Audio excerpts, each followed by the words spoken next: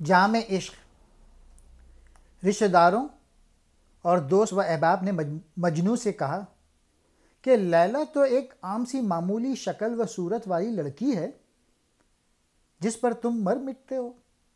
ایسی تو ہزاروں عورتیں ہیں، اگر تم مانو تو تمہاری شادی کے لیے اس سے بہتر حسن صورت اور حسن سیرت والی لڑکی ہم لے آئیں۔ تم خود بھی اس عذاب سے چھوٹ جاؤ گے اور تمہارے عزیز و اقارب بھی اس ندامت سے بچ جائیں گے۔ تمہارے اس عشق کے جنوں سے ہم سب پریشان ہیں۔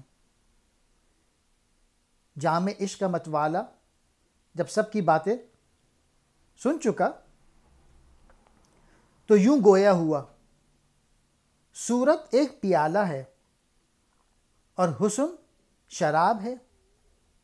تم ظاہر بین تو پیالے کو دیکھتے ہو، جس کی وجہ سے اللہ تعالیٰ نے شراب حسن کو تم سے پنہاں کر دیا ہے، ورنہ تم سب لیلی کے عشق میں گرفتار ہو جاتے۔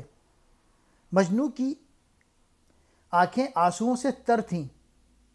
یہ کارساز قدرت کی کشمہ سازی ہے کہ ایک ہی پیالے سے کسی کو شہد، کسی کو دودھ، کسی کو زہر اور کسی کو تریاق پلا رہا ہے۔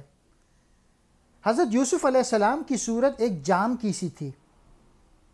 والد اسے جلوہ الہی اور بھائی اسے زہر پیتے تھے۔ زلیخا نے شکر کا شربت اس پیالے سے پیا۔ جام عشق غیب کی چیز ہے اور پیالہ اس جہاں کا ہے۔ کسی کے لیے یہ جام امرت ہے، کسی کے لیے زہر ہے۔ یہ اپنی اپنی طبیعت اور دلوں کے سودے ہیں، جو جس کے نصیب میں ہوتا ہے اسے مل جاتا ہے۔